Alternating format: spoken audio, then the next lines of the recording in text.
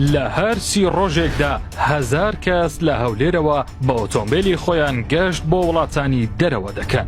بەپێی بە دوادەچوونێکی پایتەخت میدیا دەرکەوتووە کە مانگانە نزیکەی 1000 کەس بە ئۆتۆمبێلی تایبەتی خۆیان لە هەولێرەوە بەرە وڵاتی دیکە گەشت دەکەن. ئەمەش لە پێناو کات بەسەربردن، چێژبینین، بینینی ئەزموونی جیاواز لە دابوونەریت و کللتوری گەلان.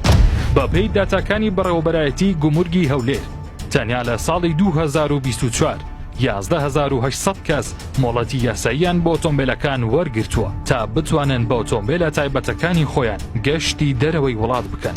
بەپێی زانیاریەکان لە ئێستادا زۆرترین گەشتەکان بە وڵاتانی تورکیا، ئێران و سعودیە بووە، جگەلەوەی بەشێکیان گەشتی وڵاتانی ئەوروپایان کردووە.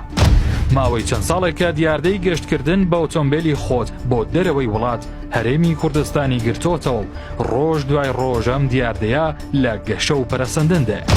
مۆدێلی گەشتکردن بە ئۆتۆمبێلی تایبەت بۆ دەرەوەی وڵات لە سەرەتای ساڵی 1940 لە ئەمریکا سەری هەڵدا.